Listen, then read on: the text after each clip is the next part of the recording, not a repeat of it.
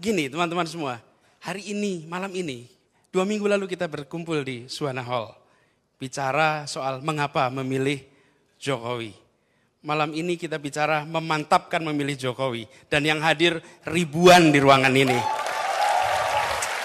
Saya masuk tadi tidak membayangkan. Luar biasa, dan apa yang membuat orang-orang waras ini mau kumpul gitu. Apa yang membuat ini? What makes you do this? Lihat tadi semuanya, semua yang datang ke sini. Dan teman-teman, ini bukan hanya di Jakarta, ini di Ngawi, ini di Jember, ini di Kediri, ini di Bantul, ini kemarin di Garut, Ciamis, di banyak tempat.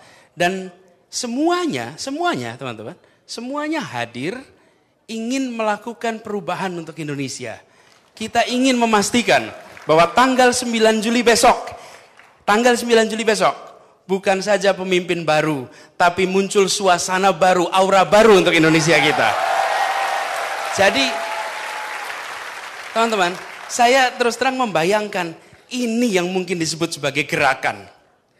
Ini yang namanya gerakan. Semua orang merasa memiliki, semua orang merasa ingin terlibat, dan semua orang tak bertanya saya akan dapat apa. Semuanya bicara, what can I do to make it win? Bagaimana saya bisa mengubah Indonesia? Nama-nama kita semua yang di panggung kita dikenal, nama-namanya ada. Semua yang hadir di sini, semuanya, baik yang di sini di semua tempat, saya mau melakukan sesuatu. Ini momentum untuk perubahan. Ini momentum untuk Indonesia lebih baik. Ini momentum untuk kita merasakan bahwa kita bangga bisa menjadikan orang baik menjadi pemimpin di Republik ini. Itu yang kita munculkan. Jadi saya terus terang saya merasa ini seperti gerakan. Dan saya membayangkan kita semua di sini kumpul, alhamdulillah yang sudah berada di ruangan ini, yang sudah bisa berkumpul, relatively doing well. Iya kan? Relatively doing well. Apa sih yang membuat kita melakukan ini? Saya jadi merasa ini seakan dilihat kembali perjalanan sejarah Indonesia. Seakan diputar lagi. Saat kita baru merdeka, yang mendeklarasikan kemerdekaan itu hitungan jumlahnya sedikit. Beberapa orang saja. Tetapi perasaan bahwa kita akan menjadi lebih baik, kata-kata mereka, pikiran mereka itu menular ke seluruh Indonesia. Dan rame-rame orang iuran. Ada yang iuran tenaga, ada yang iuran pikiran, ada yang iuran harta, ada yang iuran darah, dan tak sedikit yang iuran nyawa untuk membuat Indonesia lebih baik. Itu di seluruh Indonesia. Dan teman-teman bayangkan, ketika itu dilakukan, tak ada yang tanya, saya iuran ini nanti anak saya dapat apa ya di Indonesia ini. Karena itu saya usul teman-teman, ini udah lewat sih. Tapi puasa menjelang puasa tahun depan. Take a note, menjelang puasa tahun depan. Sesekali pada saat nyekar, Anda datang ke Taman Makam Pahlawan. Sesekali. Ini kita semua well to do, alhamdulillah. Datang ke Taman Makam Pahlawan. Lalu Anda perhatikan, mayoritas orang yang nyekar ke sana, datangnya naik apa? Apalagi kalau Anda datang ke Taman Makam Pahlawan di luar Jakarta. Saya kebetulan dulu tinggalnya di Jogja. Suka lihat fenomena ini. Di Jogja itu yang dimakamkan di sana bukan yang pejabat-pejabat, tapi yang dulunya memang menjadi pejuang. Di Jogja terasa sekali. Yang datang ke sana mayoritas datang dengan kendaraan umum. Dengan sepeda motor, rombongan rame-rame. Orang tua mereka iuran nyawa untuk Republik ini bisa berdiri. Tapi janji kita pada mereka belum terbayar. Kita semua yang sekarang berada di sini sudah mendapatkan itu semua. Belum tentu kita pernah iuran sesuatu untuk Republik. Hari ini kesempatan untuk iuran itu terbuka. Kesempatan untuk perubahan itu muncul. Dan sekarang kita semuanya ingin melakukan sesuatu. Kalau ini terjadi, apa sih yang membuat satu orang loh? Kalau dipikir-pikir, satu orang bukan? Apa yang muncul? Hope. Harapan bahwa Indonesia akan lebih baik. Dan harapan itu diiringi apa? Diiringi dengan orang berintegritas. Karena itu kemudian kita mau melakukan sesuatu. Karena kita tahu pada dia kepercayaan itu bisa dititipkan. Lalu kita semua ingin sama-sama memastikan itu terjadi. Begitu seseorang baik itu menjadi pemimpin, Begitu orang baik jadi pemimpin, kita semua terpanggil untuk memastikan mereka bisa bekerja dengan baik untuk Indonesia. Kita semua pasti terpanggil. Jadi saya membayangkan, teman-teman, saya membayangkan bila nanti terpilih Pak Jokowi, dia akan bekerja, insya Allah, amin. Dia akan bekerja tidak sendirian. Dia akan bekerja dengan ratusan, ribuan, bahkan jutaan orang Indonesia yang mengatakan kami ingin Indonesia lebih baik. Programnya nggak sendirian. Yang menjadi masalah selama ini adalah kita semua tidak punya perasaan memiliki atas masalah yang ada di Indonesia. We don't own the problem. Kenapa? Karena seluruh masalah itu diambil alih sama negara. Bahkan upacara 17-an pun, nanti Anda lihat upacara 17-an itu. Kami suruh rakyat menonton negara berupacara. Iya, kita nggak merayakannya. Negara merayakan dan kita menonton. Alhamdulillah itu bapak-bapak upacara di situ. Kita kan tidak merayakan. Begitu banyak urusan negeri ini di take over oleh negara. Kenapa? Karena pemimpinnya posisinya adalah it is our problem, your job. Pay tax, vote, criticize, and praise. But do nothing. Apa Mas? Bayar pajak, nyoblos, mengkritik atau memuji. But don't do anything. Gak usah terlibat, don't get involved. Sekarang muncul pemimpin baru seperti Jokowi yang membuat kita ingin melakukan yang kelima, getting involved to get better Indonesia. Itu akan muncul. Jadi coba, tadi banyak sekali yang bilang kan, gak pernah tuh pemilu mau ikut-ikut, biasanya nonton aja. Kenapa kok terpanggil? Ada orang baik sedang berjuang, maka orang baik lainnya memilih membantu untuk memastikan dia bisa menang. Jadi kita semua merasa nih ada orang baik nih di sini. Karena ada orang baik kita percaya kita lakukan. Dan teman-teman, di negeri yang berdemokrasi, pilarnya beda dengan negeri yang otoriter. Kalau negara yang otoriter, pilarnya itu rasa takut, fear.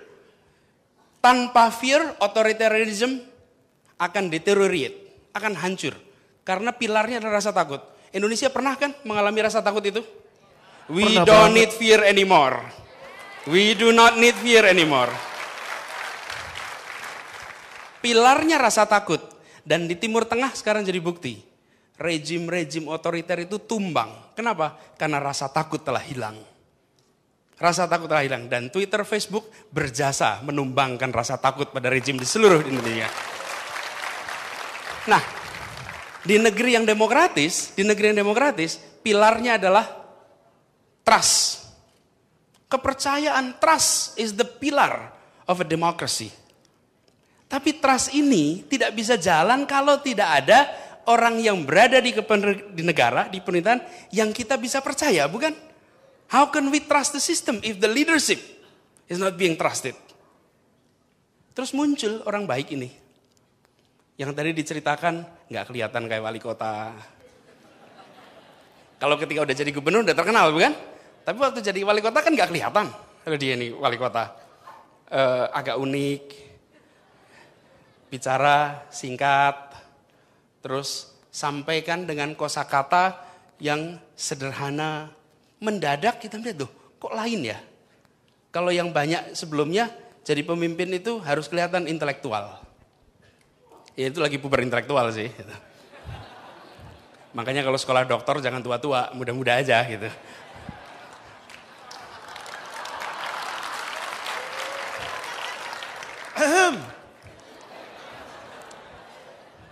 Dan masih abstain katanya Mas. Ilmunya pertanian loh Mas, nanti berubah itu nanti. Gini, kembali ke sini. Jadi yang perlu dipikirkan adalah kemudian bagaimana ketika orang baik itu muncul, membuat kita menjadi percaya. Di Indonesia hari ini kita krisis kepercayaan. Ketika pemimpin berkata, kita berpikir apa ya kepentingannya. Bahkan tadi ada ide bagus sekali. Gimana kalau besok pakai lencana Garuda Emas katanya. Garuda Emas. Kan itu ide bagus tuh. Tapi kan sebagian mikir, dia bisnis apa ya? Kan gitu. Jadi karena trust kita itu udah agak rendah gitu loh. Ya. Udah agak rendah trust kita. Loh, ide bagus kok gitu. Ini saya cerita sedikit ya, Let me tell you a story. Ini betul kejadiannya. Mungkin bagi yang udah agak senior kenal. Saya kenal satu orang namanya Imaduddin Abdurrahim. Mungkin Bang Imat ya. Bang Imat yang di Bandung pasti kenal. Bang Imat itu dulu trainer di Salman. Ya pembimbing Salman dan lain-lain. Nah, saya tahunya Bang Imat itu dari buku namanya Kuliah Tauhid. Waktu saya masih kuliah itu baca Kuliah Tauhid. So I'm a bit religious then. Agamis ya Mas ya. Nah, baca buku Kuliah Tauhid. Bukunya itu cukup tegas lah kalau untuk bacaan waktu itu. Dan setahu saya beliau ulama. Satu ketika ke Jogja, saya panitia acara, tugasnya penjemputan. Saya jemput beliau, lalu ngobrol di jalan. Jadi buat teman-teman yang suka panitia-panitia, jangan harus jadi ketua. Jadi bagian penjemput, paling banyak interaksi dengan tamu. Betul itu. You benefited more than anybody else. Gitu. Jemput di airport, ajak makan, ini udah paling banyak. Nah, saya ngobrol sama Bang Imat. Terus Bang Imat, saya tanya, Bang, saya ini baru tahu akhir-akhir ini bahwa Bang Imat itu adalah insinyur listrik. Ternyata dia insinyur listrik. Terus saya tanya, kenapa kok belajar listrik? Why? Terus Bang Imat bilang, dulu saya SMP atau SMA, ada peresmian Bendungan Asahan di Sumatera Utara. Rumahnya beberapa jam dari Bendungan Asahan. Katanya yang meresmikan adalah Bung Hatta, Muhammad Hatta. Lalu, ya itu harus digaris bawahi itu. Sensitif memang ini nyebut nama itu. Soalnya burungnya di dada Mas, Ya. pakai sensitif kan? Sensitif. Muhammad Hatta yang kelahiran Bukit Tinggi ya, itu dipastikan itu. Nah, jadi katanya semua anak laki-laki, orang laki-laki dan anak-anak berjalan kaki ke sana kenapa? Ini tahun 50-an kira-kira. Mereka semua ingin lihat wajah Bung Hatta. Belum ada televisi, belum ada macam-macam lah. Mereka ingin lihat wajah pemimpin dari Sumatera. Jadi Bung Hatta pidato, semua orang mendengarkan, dan Anda harus bayangkan pidato Bung Hatta. Beda sama Bung Karno. Pidatonya itu datar. Rata, datar. Tapi very substansial. Kalau ada yang pernah mendengarkan rekamannya, itu ada di Arsip Nasional, Jalan Ampera. Kalau ada yang semangat mencari gitu. Silakan di sana ada gitu.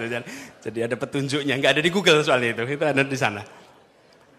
Nanti lalu Bung Hatta dalam pidato itu mencerita, atau Bung Hatta mengatakan begini, ini bedanya Bung Hatta. Bung Hatta itu seorang ekonom.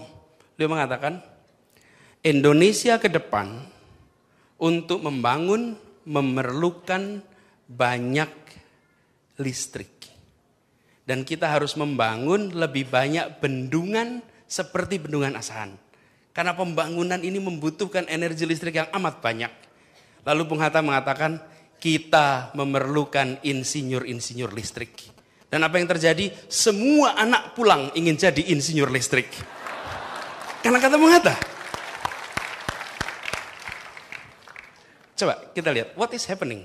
Bung Hatta bilang, tidak ada orang yang mendengar itu bilang, bisnisnya Bung Hatta apa ya? Nggak ada yang tanya. Nggak ada yang tanya. Nggak ada. Nggak ada. Sabar. Bukan itu. It's okay Mas, it's okay. Nggak ada. Dan tidak ada satupun orang yang berpikir, backingnya Bung Hatta siapa ya? Mafia listrik? Enggak. Lumpur Mas, jangan lupa lumpur. Nggak ada itu semua. Coba teman-teman perhatikan, apa yang terjadi? Kata-kata pemimpin didengar dan dijalankan. Why? There was an unconditional trust pada pemimpin. Unconditional trust. Jadi ketika pemimpinnya mengatakan Indonesia harus melakukan A, B, C, D, F, G. Bang Imat yang anak SMA ini, dia mengatakan saya harus terlibat. Saya mau jadi insinyur. Kenapa? Karena itu kata pemimpin saya. Di situ kita memerlukan pemimpin bersih. Pemimpin yang kata-katanya kemudian kita dengar. Kenapa? Karena kita tahu Bahwa dia mengatakan ini untuk Indonesia, bukan untuk dirinya. Di situ kekuatan Jokowi. Di situ kekuatan seorang pemimpin seperti Jokowi. Dan ini teman-teman sekalian yang harus kita jaga. Begitu Jokowi, makanya tadi saya katakan, begitu Jokowi jadi pemimpin, semua orang mau terlibat. Bang Imad begitu. Sampai ke Jakarta, kuliah di ITB, masuk listrik, ternyata nggak cocok. Itu soal lain tuh gitu. Itu passion mas namanya. Itu passion. Oh itu passion ya namanya. Tapi kan inspired, bukan mau melakukan sesuatu. Dan di situ letaknya Indonesia sekarang penuh dengan nuansa pesimistik. Bahkan tudingan pada anak muda tidak peduli. Siapa bilang anak muda tidak peduli? Lihat yang ada di ruangan ini, lihat yang di mana-mana.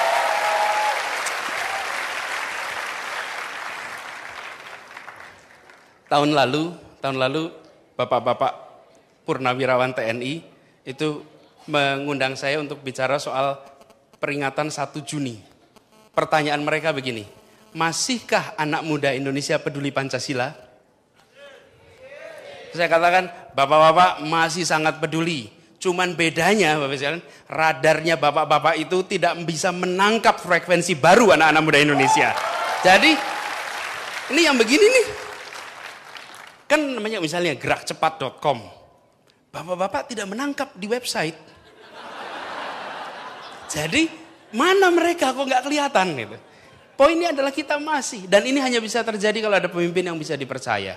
Jadi saya melihat Rene, fenomena ini semua mau turun tangan. Semua mau terlibat. Semua mau melakukan sesuatu. Karena tahu ada orang bisa dipercaya yang akan menjalankan itu. So let's make it happen. Let's make it happen. Kita pastikan bahwa kita bisa dan kita semua saya jamin akan bangga. Saya jamin bangga. Ini adalah persimpangan sejarah untuk Indonesia. Persimpangan sejarah. Kita semua terlibat. Ada yang bilang tadi Dira tadi mana Dira? Hai Dira. Seminggu nggak ketemu anak. Buat ibu anak usia 16 bulan, that's tough. Very tough. Tapi Dira dan semua yang sedang bekerja ini tidak sedang berkorban. Tidak sedang berkorban. Ini sedang mengambil tanggung jawab. Sebuah kehormatan untuk mengubah Indonesia. Oh, it's an honor. Jadi kita melakukan ini karena kita tahu this will make a change. Dan buat Indonesia seperti sekarang, nanti, suatu saat nanti, kita akan menjawab pertanyaan anaknya Dira nanti, one day. Seperti kata Dira tadi, one day we'll ask the questions. Mama, ketika Indonesia sedang berubah di tahun 2014, ketika Indonesia penuh dengan politik uang, ketika Indonesia relawan adalah bayaran, where were you, Ma? Anda akan mendapatkan pertanyaan itu.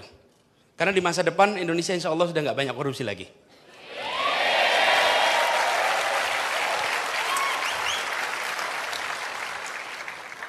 Udah gak banyak korupsi. Dan pada masa itu menengok ke belakang.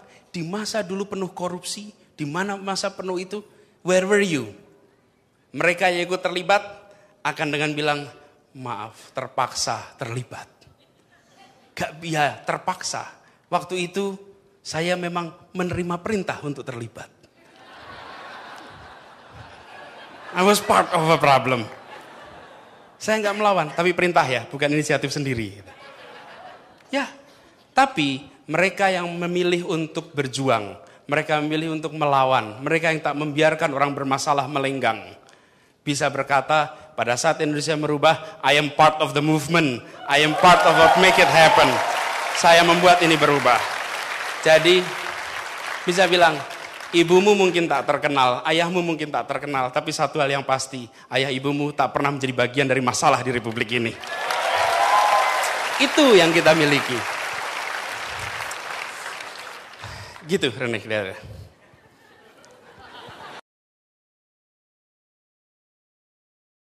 Saya ingin komentari ini. Soal dibilang bahwa Pak Jokowi meninggalkan Jakarta. Coba siapa yang pernah baca naskah Sumpah Gubernur DKI? Apakah Pak Jokowi melanggar sumpah Gubernur Jakarta? Tidak. Semua yang pernah baca pasti akan bilang Pak Jokowi tidak melanggar sumpah Gubernur Jakarta. Dan Pak Jokowi juga dikatakan boneka. Katakan boneka. Kalau saya tanya di sini pasti semuanya bilang bukan, ya kan? Bukan boneka. Tapi bagaimana membuktikannya? Belum terjadi kok. How do you prove it? Kan tujuan nanti kalau jadi presiden akan jadi boneka, kan begitu? Ketika kita bilang tidak, how do we prove it? Oke, sekarang yuk kita ingat-ingat. Apakah ini tudingan pertama? Bukan. Pada saat tahun 2012, Pak Jokowi mau maju menjadi gubernur Jakarta, Pak Jokowi dikatakan bonekanya Prabowo. Ya, dan kita lupa. Majalah Tempo, covernya bagi dua. Separuh Prabowo, separuh Jokowi. Apakah dugaan bahwa Jokowi adalah bonekanya Prabowo terbukti? Tidak, Jokowi bukan saja bukan boneka. Dialah yang menghentikan Prabowo menjadi presiden.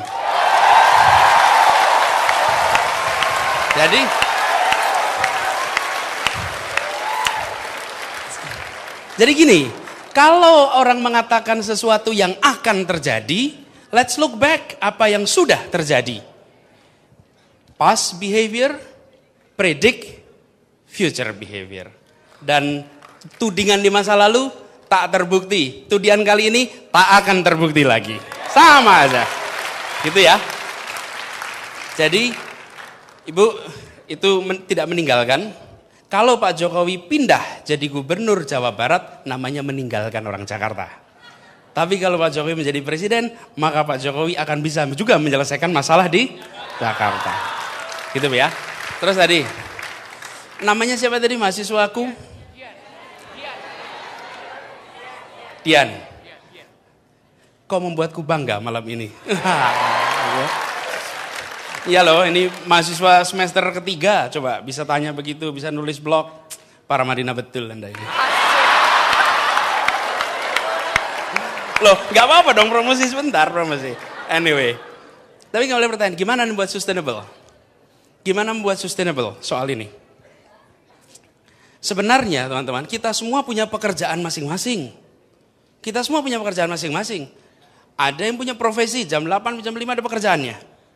Nih Anis, saya, kayak contoh nih, saya seorang ayah, saya seorang suami, saya seorang rektor, tambahin lagi, saya ada aktivitas sosial, aktivitas macam-macam disebut. Tapi satu yang jarang kita masukkan di dalam posisi itu, adalah saya warga negara Indonesia. Itu yang sering gak muncul.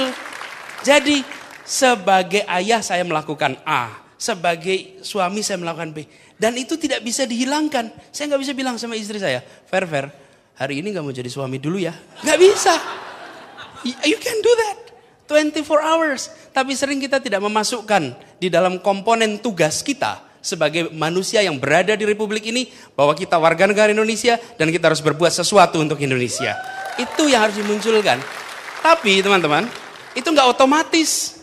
Itu hanya mau terjadi kalau ada, istilahnya tadi, momentum. Momentum itu bisa dijaga jika ada kepercayaan pada yang memanggil. Pikir Pak Jokowi misalnya ya, satu saat beliau terpilih. Yuk kita se-Indonesia melakukan A. Melakukan sesuatu. Mau gak kita bergerak? Mau, karena kita tahu this is not about him. This is about all of us. Karena itu kita mau melakukannya. Seperti cerita tadi, ketika Bung Hatta bilang, Muhammad Hatta bilang, soalnya nanti kalau di crop jadi bahaya itu, dipotong gitu kan. Ketika Muhammad Hatta mengatakan, kita membutuhkan insinyur listrik. Coba teman-teman ingat-ingat, kapan kali terakhir ada pemimpin di Indonesia berbicara langsung pada anak-anak muda untuk masa depan. Apalagi sekarang ini, kita di dunia digital, dunia kreatif. Pak Jokowi ngomong langsung, bahkan di 9 item kemarin disebut soal digital dan kreatif. Komunikasi seperti ini, dan jadi menurut saya, kalau ini nanti berhasil tanggal 9, insya Allah momentum itu kita jaga sama-sama dan nanti kita bisa berkelanjutan, gitu ya. Yuk, silakan Mbak.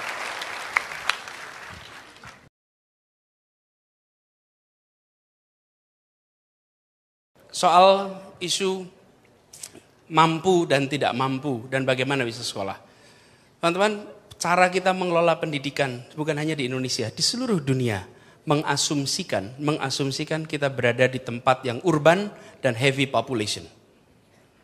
Our education itu sangat urban oriented dan berasumsi kita berada di tempat yang padat penduduk. Jadi bayangkan Indonesia yang arkipelagik seperti ini, kepulauan, tapi cara mengatur sekolahnya adalah dengan cara kontinental dan dengan cara padat penduduk. Jadi ketidakterjangkauan itu bukan hanya biaya, tapi juga jarak. Kalau biaya kita semua udah tahu nih biaya. Tapi kalau sekolahnya untuk berangkat itu bolak-balik perlu ongkos yang lebih besar dari gaji bapaknya, terus siapa yang menghiram anaknya sekolah? Jadi akses pada pendidikan itu dua, biaya yang tadi sudah disebut, yang kedua adalah geografis. Teman-teman sadari kalau kita masih di Jawa masih lumayan nih. Jawa saja Lebak udah bermasalah tuh. Itu masih di Jawa tuh. Begitu Anda keluar Jawa langsung akan menyaksikan, masuk ke pegunungan langsung akan menyaksikan bahwa di Indonesia hari ini terlalu banyak anak-anak tidak bisa sekolah. Biaya dan jarak. Dan tiga itu jadi satu. Kesehatan, pendidikan, itu akarnya transportasi. Kalau Anda punya masalah transportasi, otomatis Anda punya masalah kesehatan. Langsung punya masalah pendidikan, otomatis sudah. Jadi menyelesaikannya begitu. Terus yang kedua soal biaya. Pak Jokowi kemarin menggariskan, akan buat undang-undang pendidikan sampai 12 tahun. Dari PAUD, SD, SMP, SMA. Yang itu di cover semuanya. Dan menggunakan kartu. Saya pintar. Kemarin banyak dikritik tuh waktu debat karena mengeluarkan kartu. Agak sering. Lalu yang pihak sana bilang, ini apa sih? Kok seperti salesman kartu.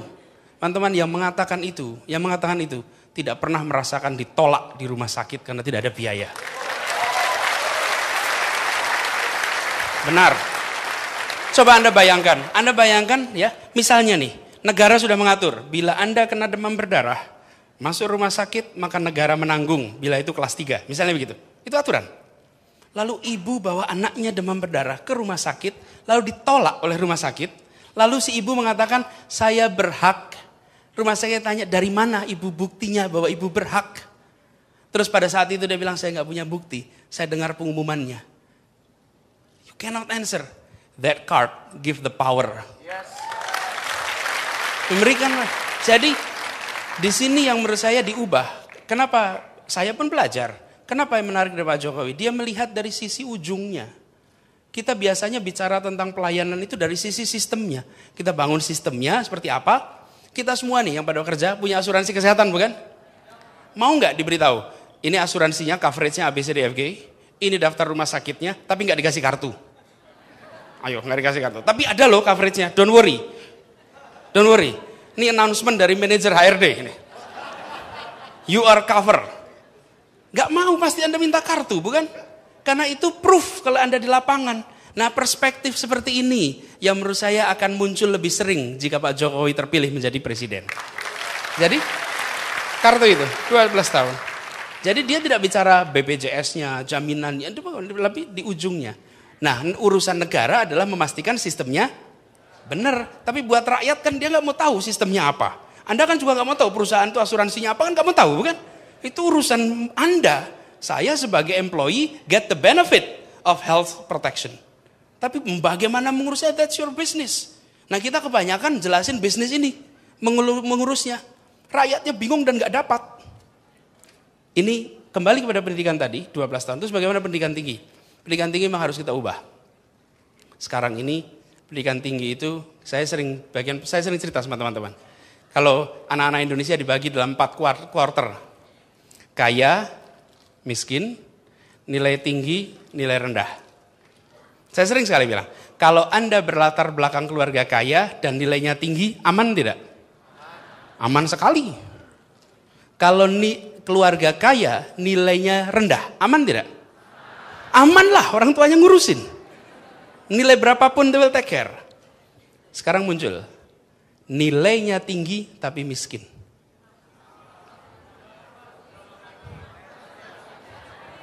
Nah, di sini tanda tanya. Tanda tanya nih. Kalau ada beasiswa, kalau ada kemudahan baru dapat. Sekarang yang keempat. Nilai rendah dan miskin.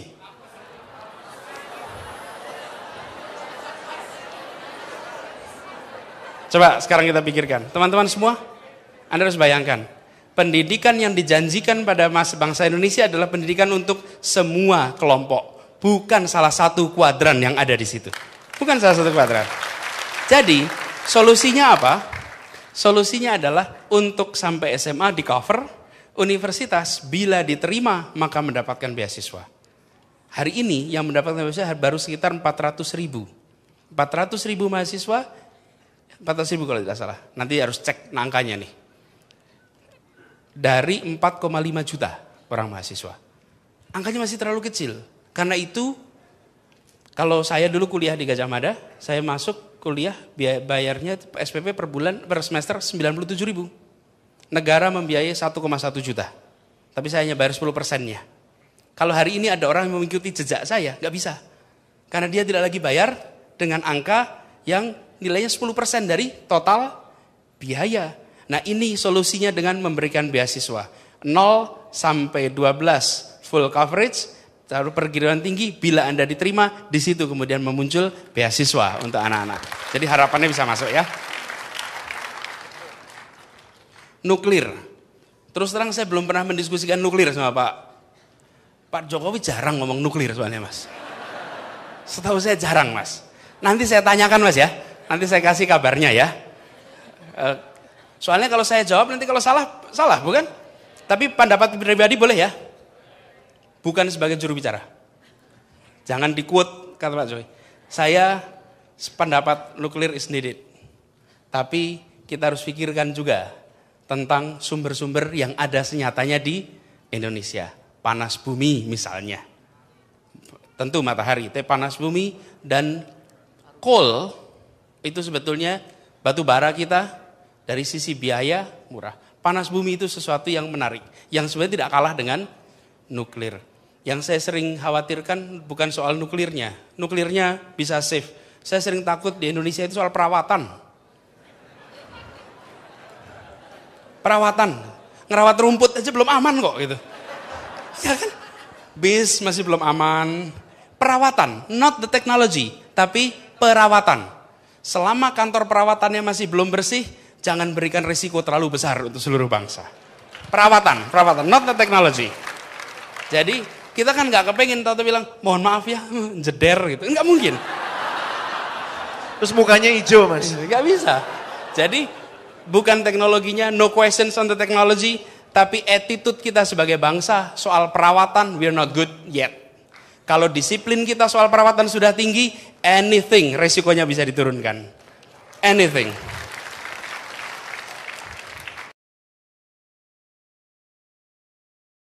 Rasa takut. Katanya kalau nanti tanggal 9 yang terpilih, yang terpilih Pak Jokowi akan muncul. Bu, kalau saya dengar itu artinya we have more reason to make Pak Jokowi President of Indonesia. Kenapa? Kalau belum jadi saja sudah ada ancaman, Anda mau 5 tahun penuh ancaman? Loh, belum jadi loh. Karena itu justru jangan sampai, it's the time to stop it. Kalau itu muncul sebagai ancaman. Karena kalau tidak, sekali kita mundur menghadapi ancaman, maka ancaman itu akan berulang lagi, berulang lagi, berulang lagi. Let's stop it now. Stop it now. Jadi, dan Ibu, jangan takut Bu. Daftar saja nyoblos. Kenapa? Nanti kalau perlu bikin hashtag. Tempat mana di sana ada ancaman. Munculkan, lalu dorong semua orang untuk ngasih perhatian. Jangan kita give up pada rasa takut yang dimunculkan. Kita sudah berhasil membebaskan diri rasa takut. Let's not make them back ke Indonesia. Jangan lagi.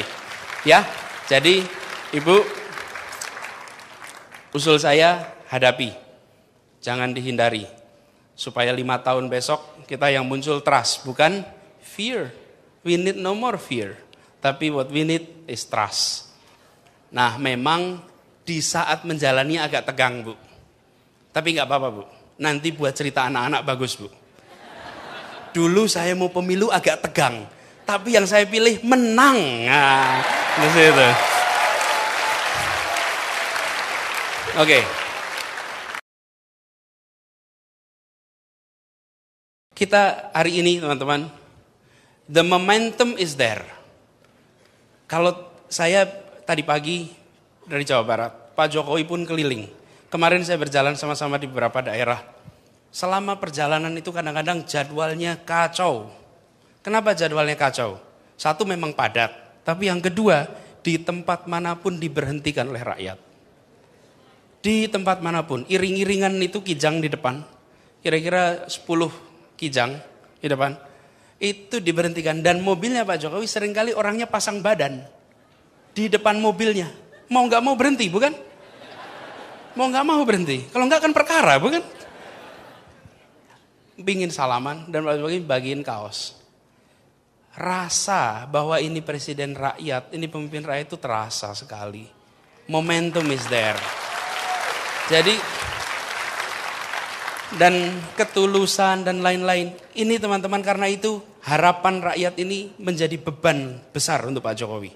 Beban besar. Republik ini urusannya banyak. Urusannya banyak.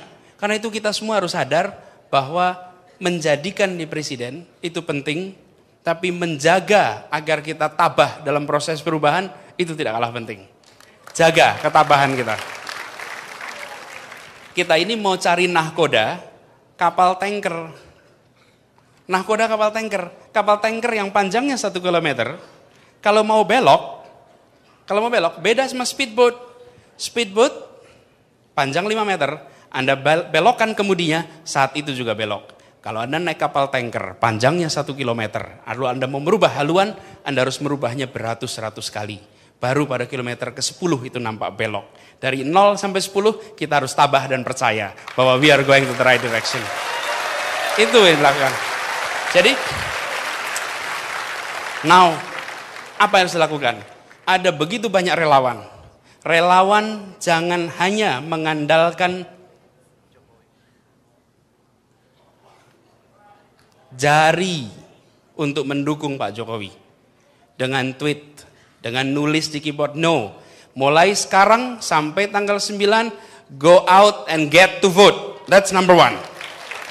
Keluar, jalankan sekarang, saatnya. Anda naik kendaraan umum, bicara soal Jokowi. Anda ke rumah, lingkungan, bicara Jokowi. Kalau yang mengatakan adalah orang yang terpercaya, people listen. Mereka lebih percaya orang ngomong daripada dengerin iklan. Dengerin iklan, jauh lebih powerful. Dan lalu katakan, kenapa saya pilih Jokowi? Bawa modal itu. Kemudian teman-teman, get out betul. Ajak untuk terlibat, ajak untuk nyoblos. Kalau masih belum ada persyaratan-persyaratan, surat-surat, beresin sesegera mungkin. Jangan sampai ada yang terlewat. Dan bikin target. Bikin target. Kalau usul saya, supaya target itu bisa terkontrol, bikinnya as a group. Misalnya saya, Rene, ada Edward nih di sini. Kita kumpul bertiga. Rene berapa orang, saya berapa orang, Edward berapa orang. Ayo kerja 5 hari. Habis itu ketemu lagi. Udah dapat berapa? Kalau targetnya diri sendiri, meleset pun kita nggak ngomong ke siapa-siapa. Tapi kalau dijadikan grup, ada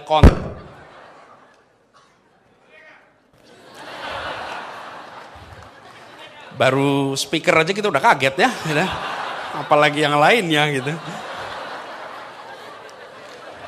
Lainnya itu imajinasi Anda sendiri-sendiri ya, gitu ya. Bukan saya tuh gitu.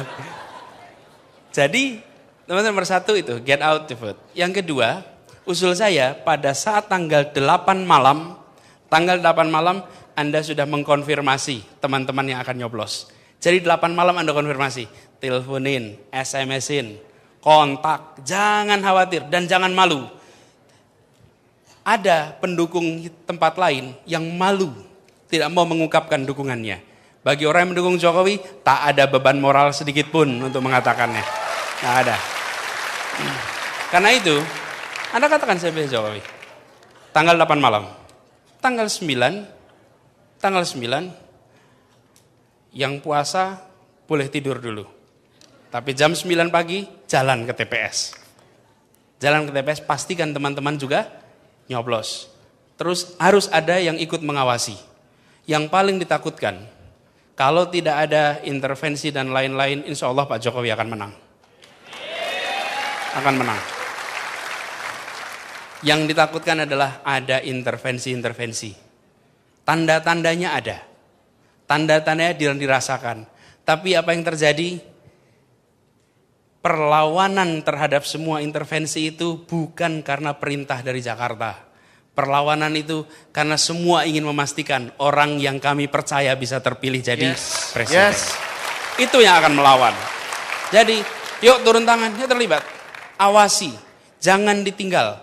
Anda pastikan suara-suara di tempat Anda itu laporannya jelas.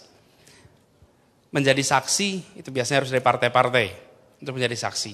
Tapi Anda bisa menjadi relawan yang menyaksikan proses penghitungan.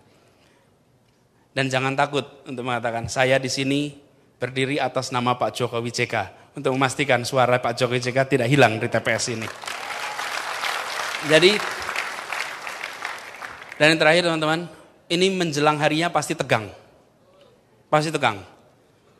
Kalau pertempuran itu, ini banyak pertempurannya jarak dekat dan bayonet nih.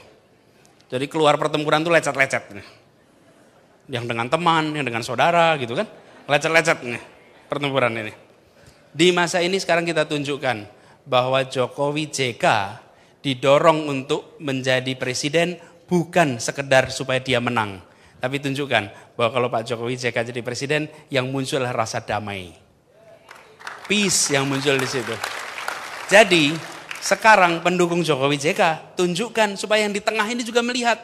Kalau pendukung-pendukungnya saja kasar, pendukung-pendukungnya saja tak bersahabat, apa yang kita bisa harapkan 5 tahun ke depan? Nanti kalau saya mengkritik pemerintah, tidak ada pemerintah bebas kritik ya. 5 tahun ke depan pasti pemerintah dikritik. Kalau nanti saya ngeritik, muncul kekerasan dari pendukung-pendukungnya. Tidak. Dalam hari-hari ke depan kita tunjukkan, silahkan mengkritik, tapi kita jawab dengan cara yang beradab, dengan cara yang damai, dengan cara yang terhormat. Jadi, itu Rene yang kita bisa lakukan. Dan kalau itu udah jadi, saya yakin dan kita semua yakin 9 Juli menjadi tanggal yang bersejarah untuk Indonesia.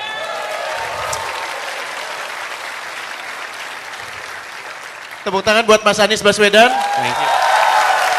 Sampaikan salam doa kami untuk Pak Jokowi dan Pak JK, Mas Anies. Kita akan teruskan perjuangan. Terima kasih. Dan terima kasih juga buat semuanya yang sudah mengundang di sini, semua yang sudah hadir. We are making history. Kita bagian dari sejarah perubahan. Kita bukan cuma belajar sejarah, kita menjadi anak-anak generasi baru yang membuat sejarah untuk Indonesia. Terima kasih untuk semuanya. Salam 2 jari.